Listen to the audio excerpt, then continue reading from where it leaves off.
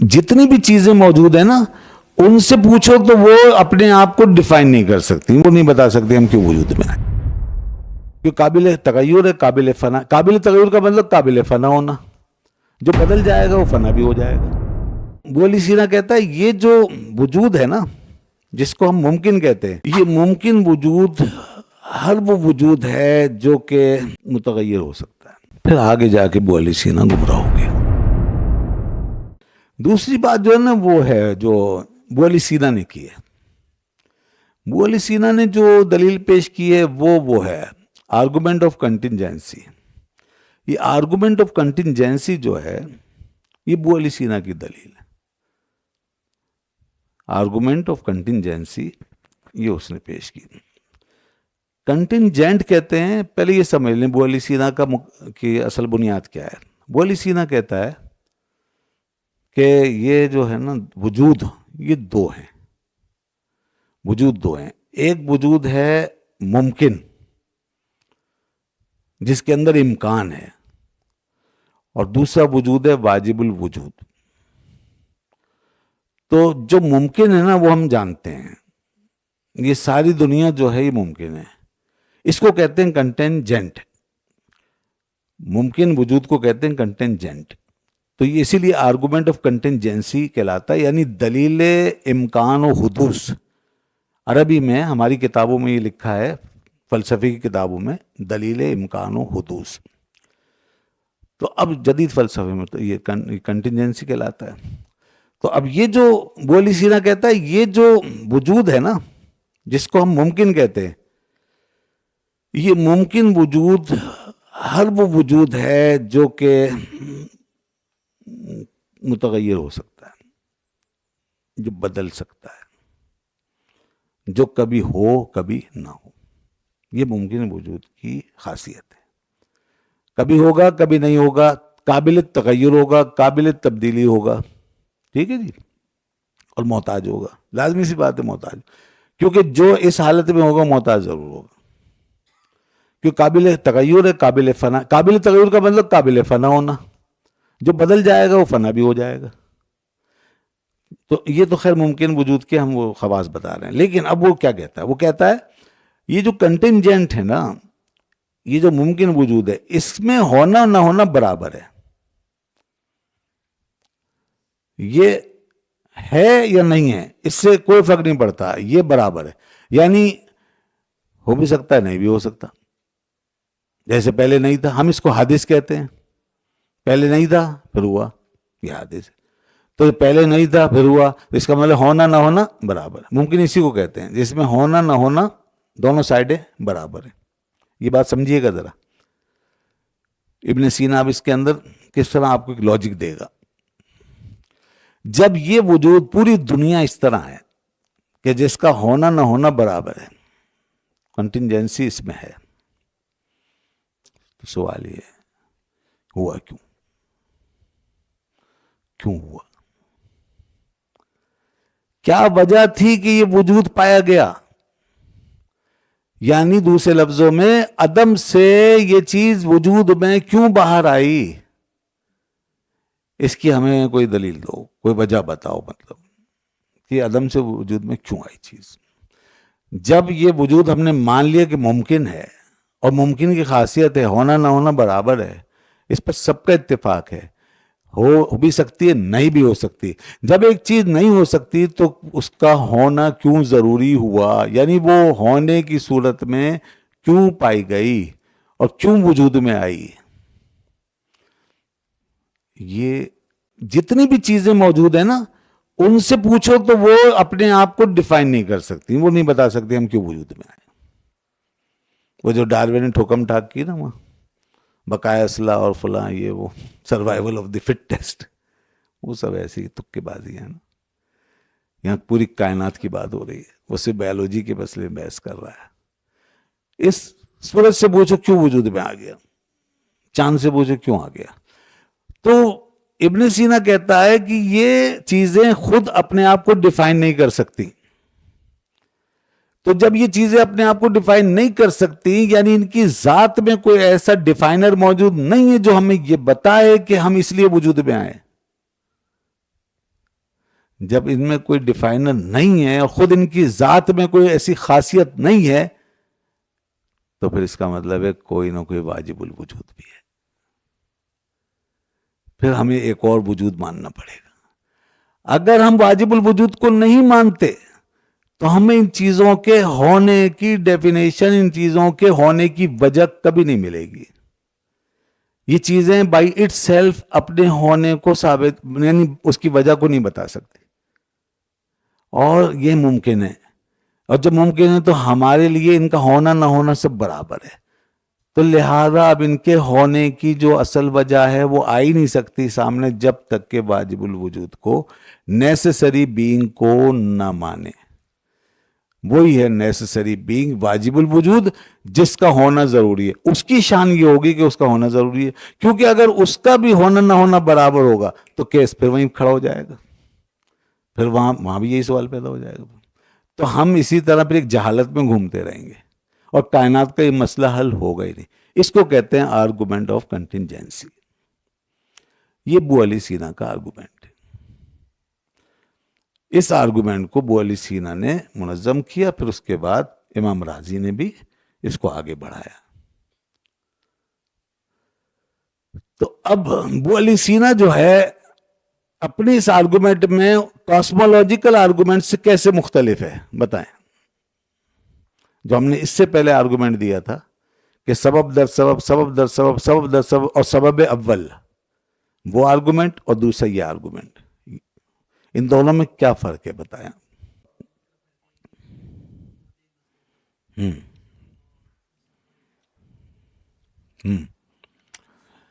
تو جو وہ سبب و مسبب کے کاز اینڈ ایفیکٹ ریلیشن شپ کا آرگومنٹ ہے، وہ آرگومنٹ جو ہے وہ ٹیمپوریری ہے، اور یہ آرگومنٹ جو ہے یہ مستقل ہے. اور وہ جو آرگومنٹ ہے سبب و مسبب کا، وہ کاسمولوجیکل ہے، وہ واقعاتی ہے.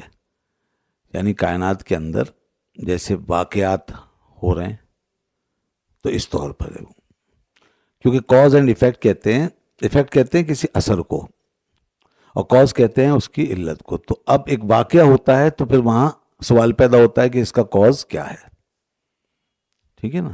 تو وہ ہے واقعاتی. اور یہ جو ابو علی سینا کا آرگومنٹ ہے یہ وجودی ہے.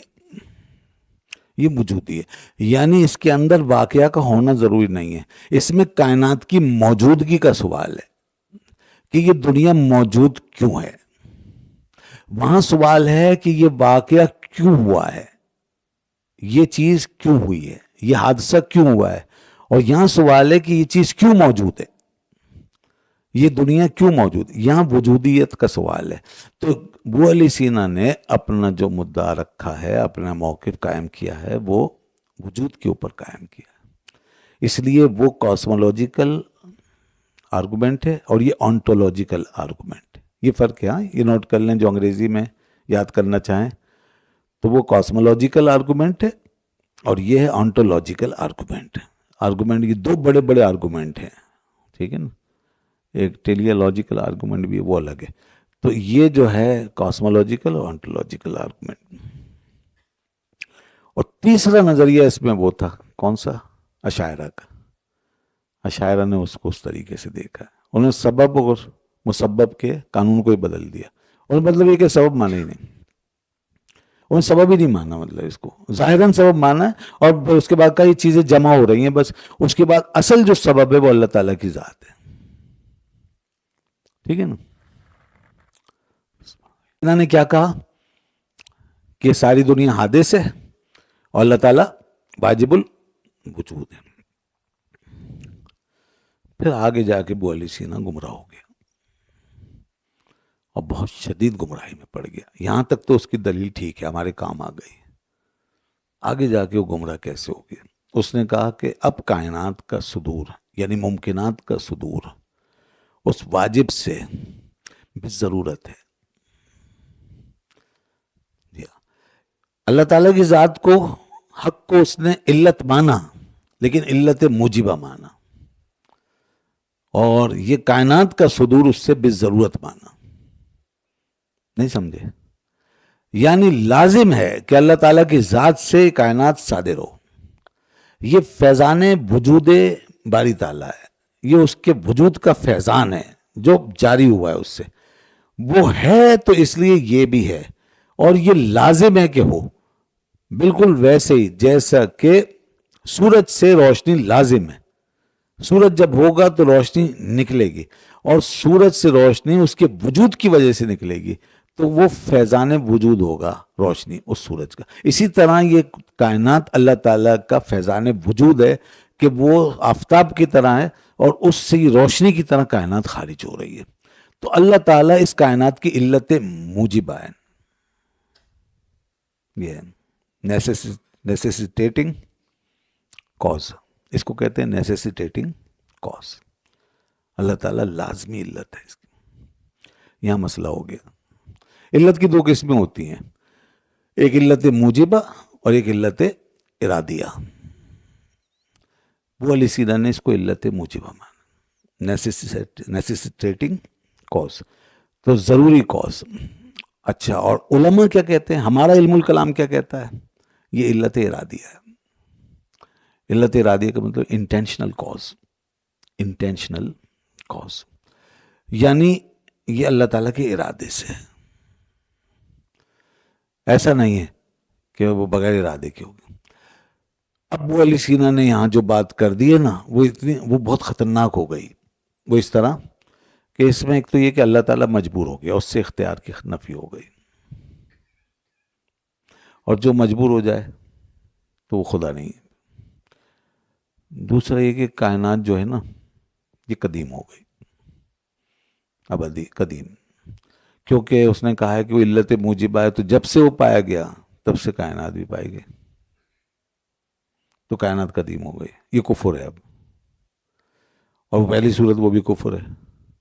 یعنی اللہ تعالیٰ کا اختیار ختم ہو گیا، ارادہ ختم ہو گیا، اور چیزیں آٹومیٹک ہو گئیں بغیر اس کے ارادے کے، بغیر اس کی مشیت.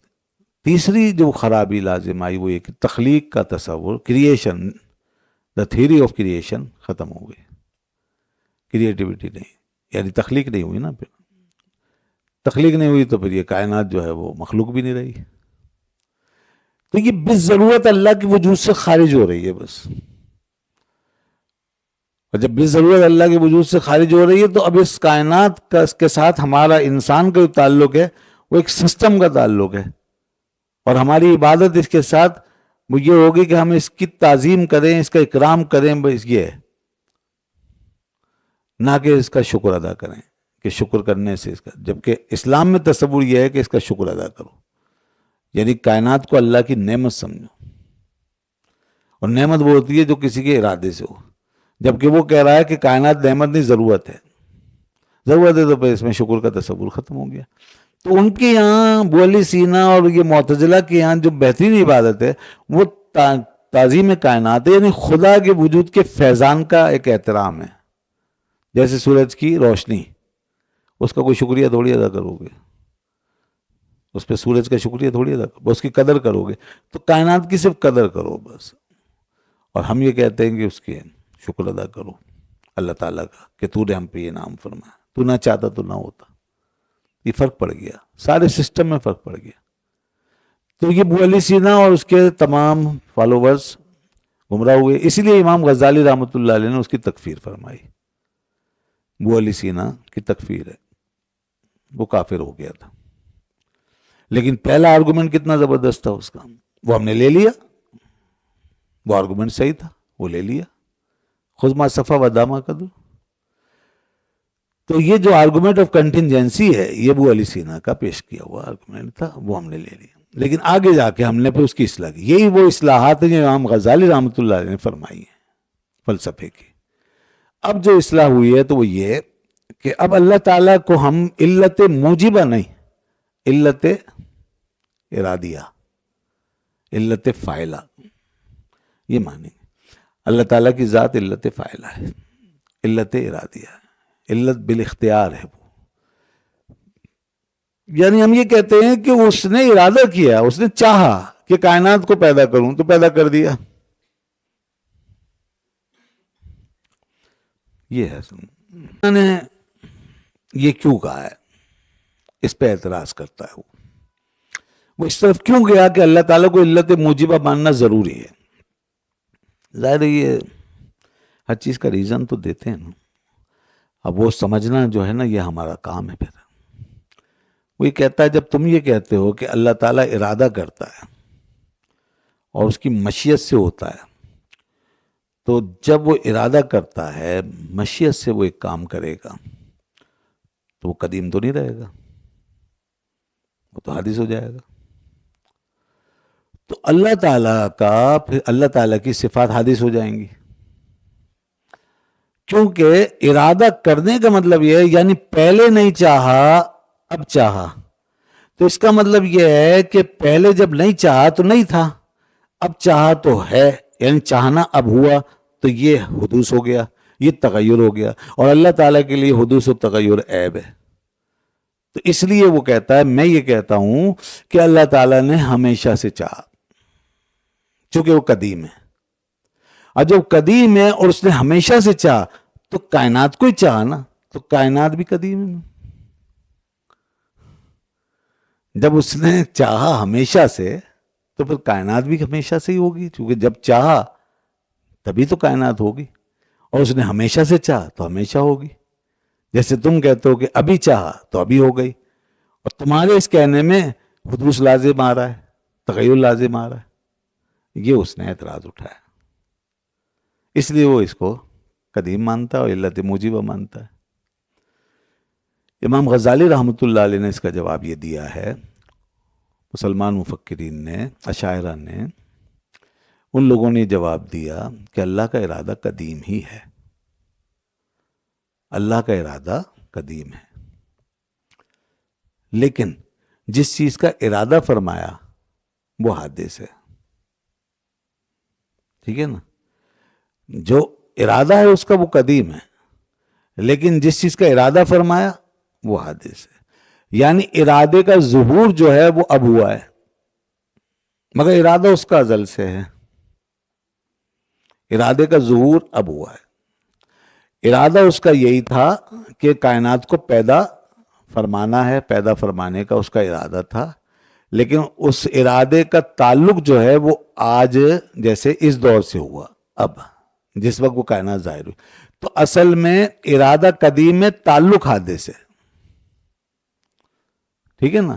ارادہ قدیم ہے مگر اس کا تعلق حادث ہے، تو یہ تعلق ہے جو حادث ہے، اور اس میں کوئی کبات نہیں ہے۔ جیسے اس کا علم قدیم ہے مگر تعلق حادث ہے، کہ وہ تعلق آج ہمیں نظر آ رہا ہے ان چیزوں سے، جب یہ چیزیں پیدا ہوئیں، بس چیزیں تو بعد میں پیدا ہوئی نا، اور علم اس کا قدیم ہے۔ تو اسی طرح ارادہ قدیم ہے مگر مراد حادث ہے،